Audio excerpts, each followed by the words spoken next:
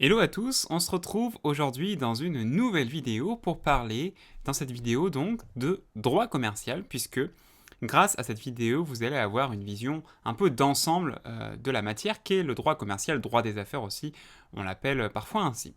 Donc, comment on va organiser un peu cette vidéo, comment on va structurer cette vidéo? Eh bien, en différentes parties.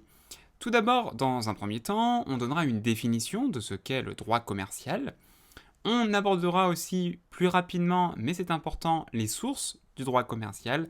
Et enfin, on évoquera quelles sont finalement les grandes parties, les grandes thématiques du droit commercial. Donc attaquons avec une définition du droit commercial. Qu'est-ce que c'est que le droit commercial?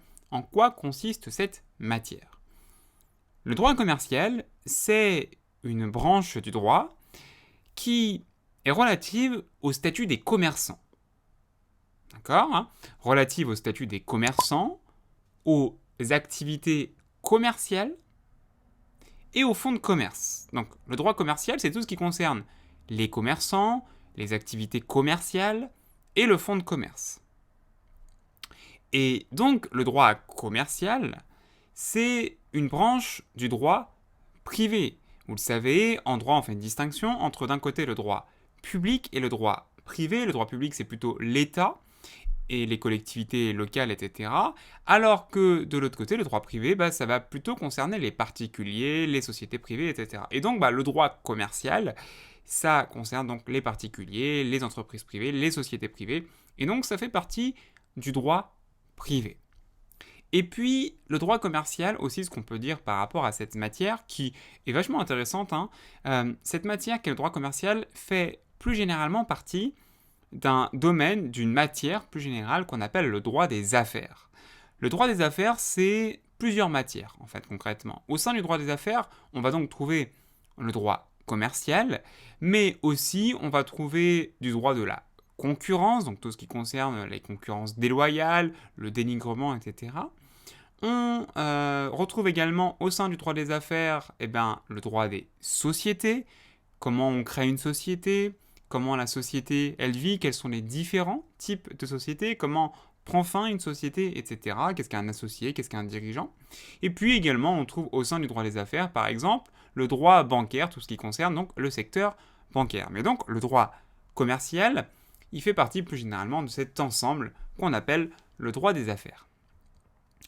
Quelles sont les sources maintenant du droit commercial? La source principale du droit commercial, bien évidemment, c'est le code de commerce. J'insiste bien, on parle bien du code de commerce et non pas du code commercial. D'accord? Code de commerce.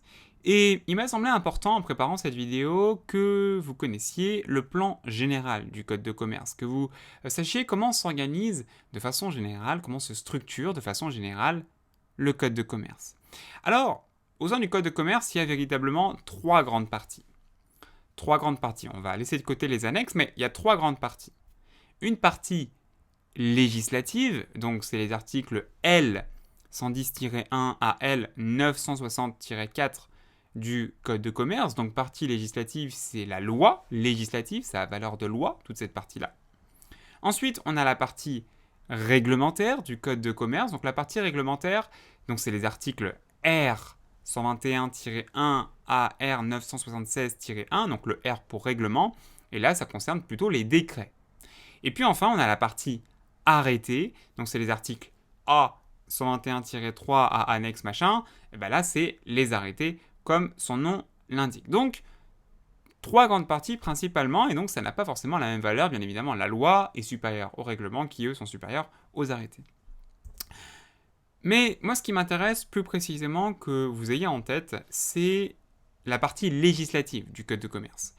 Puisque cette partie législative comprend en réalité 9 parties, 9 livres. Le Code de commerce, il est structuré en 9 parties, 9 qu'on appelle des livres. 9 livres. Le premier livre, donc c'est le premier livre du Code de commerce, il s'appelle Du commerce en général. Et c'est dans ce livre-là où justement vous allez parler de ce qu'est un commerçant, de ce qu'est un acte de commerce, etc. Donc finalement, tout ce que vous étudiez en droit commercial, ça se trouve principalement, mais pas que, mais ça se trouve principalement dans ce premier livre. Mais aussi, on a d'autres livres du Code de commerce qui peuvent être étudiés, alors soit en droit commercial, mais aussi en droit des sociétés, en droit de la concurrence, en procédure collective aussi. Procédure collective, c'est lorsque les entreprises ont des difficultés. Et donc, autre livre, le livre 2 par exemple, des sociétés commerciales et des groupements d'intérêt économique. C'est là où on va trouver tout ce qui est SARL, SA, société anonyme, etc. De certaines formes de vente et des clauses d'exclusivité, de la liberté des prix et de la concurrence. Donc là, ce livre 4 va plutôt être axé sur le droit de la concurrence. Livre 5, des effets de commerce et des garanties. Donc là, on va parler plutôt de droit cambiaire, puisque c'est le droit relatif aux effets de commerce. Ensuite, livre 6, c'est relatif aux difficultés des entreprises. Donc là, tout à l'heure, je vous parlais des procédures collectives. La procédure collective, concrètement, c'est la liquidation judiciaire. Je ne sais pas si vous savez ce que c'est que la liquidation judiciaire, mais la liquidation judiciaire, c'est quand une entreprise n'arrive plus concrètement, de façon très simple, n'arrive plus à payer ses dettes et donc elle va déposer le bilan. Eh bien, liquidation judiciaire, la faillite, comme on le dit dans le langage courant, c'est une procédure collective et donc qui est traitée au sein des difficultés des entreprises, donc dans ce livre 6.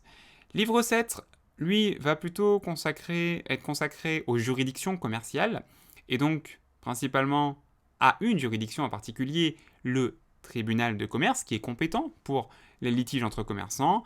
Livre 8, de quelques professions réglementées, et puis enfin, livre 9, plus anecdotique, dispositions relatives à l'outre-mer. Je profite de cette vidéo pour faire une bise à tous les collègues ultramarins.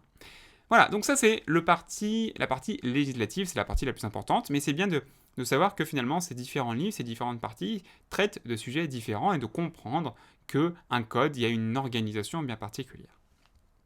Les autres sources du droit commercial, on a notamment les usages. Donc on a vu, il y a la loi, il y a le règlement, il y a les arrêtés aussi, mais il y a les usages aussi qui peuvent avoir une importance en droit commercial, comme... Donc qu'est-ce que c'est qu'un usage ? Un usage, les usages, qu'est-ce que c'est ? Ce sont des habitudes, finalement, qui se répètent dans le temps et qui deviennent donc habituelles, et qui peuvent avoir donc une valeur de règle de droit. C'est-à-dire qu'au bout d'un certain temps, compte tenu de leur répétition, ces habitudes vont finalement devenir des véritables règles de droit, comme un peu la loi, et puisque elles vont devenir de véritables règles de droit, elles devront être respectées par les commerçants notamment. Et l'un des exemples d'usage qui finalement est devenu qui est devenu règle de droit, c'est la solidarité commerciale. La solidarité commerciale, qu'est-ce que c'est ? Déjà, qu'est-ce que c'est que la solidarité ? La solidarité, c'est un mécanisme finalement qui permet à un créancier, donc quelqu'un à qui on doit de l'argent, le créancier, c'est celui à qui on doit de l'argent, mécanisme qui permet à un créancier qui a plusieurs débiteurs de demander le paiement de toute la dette à un seul des débiteurs. C'est-à-dire que le créancier va pouvoir se retourner, imaginons qu'il y ait 3 débiteurs, il va pouvoir se retourner uniquement contre A pour demander le paiement de la dette, donc ce qui est beaucoup plus simple.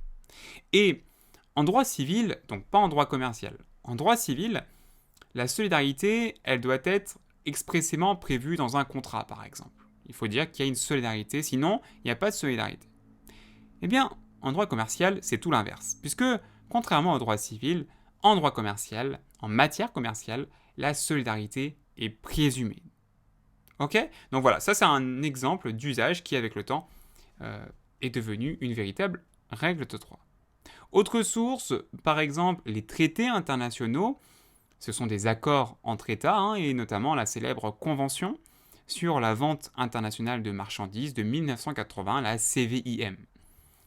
Également, autre source, ce qu'on appelle la Lex Mercatoria, c'est les usages du commerce international et par exemple les Incoterms, c'est-à-dire International Commerce Terms, sont des règles d'usage qui sont définies par la Chambre de commerce internationale et qui donc concernent notamment la livraison de marchandises dans une vente internationale. Ça fait partie finalement de la Lex Mercatoria. Également, autre source, le droit de l'Union européenne avec le règlement de l'Union européenne, les directives de l'Union européenne, et puis également la jurisprudence de la Cour de justice de l'Union européenne. Maintenant, quelles sont les grandes thématiques, pour terminer, les grandes thématiques du droit commercial ? Quelles sont les différentes parties finalement que l'on étudie en droit commercial ? Tout d'abord, la première partie en général que l'on va étudier, c'est les actes de commerce. Et on s'intéresse dans cette partie-là à savoir ce qu'est un acte de commerce, qu'est-ce qu'un acte de commerce, comment se prouve un acte de commerce, puisque notamment en matière commerciale, c'est le principe de la liberté de la preuve qui règne, c'est-à-dire qu'entre commerçants, la preuve d'un acte se fait par tout moyen. Contrairement au droit civil, où en droit civil, vous avez l'exigence de la règle littérale avec le seuil des 1500 €, etc. Mais en droit commercial, principe de liberté de la preuve. Également, on l'a vu, mais on le revoit dans les actes de commerce, qu'est-ce que c'est que finalement la solidarité commerciale?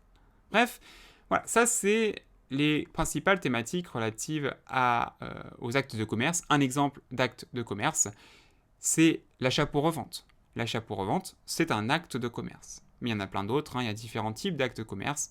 Acte de commerce par nature, acte de commerce par la forme et acte de commerce par accessoire. Ça, vous y reviendrez de façon plus approfondie dans la matière. Deuxième grande thématique que l'on étudie en droit commercial, ce sont les commerçants, bien évidemment, qui se situent au centre de la matière. Finalement, en droit, qu'est-ce que c'est qu'un commerçant? Quand peut-on parler de commerçant? Quelles sont les obligations du commerçant, puisque notamment un commerçant a l'obligation de s'inscrire au RCS, le registre du commerce et des sociétés.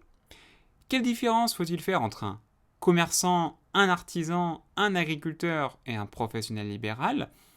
Ces différentes distinctions, elles sont très importantes puisque le régime applicable à chacun de ces professionnels n'est pas le même. Donc forcément, les obligations de l'artisan ne seront pas les mêmes que celles de l'agriculteur, du professionnel libéral et du commerçant. Donc distinction très importante.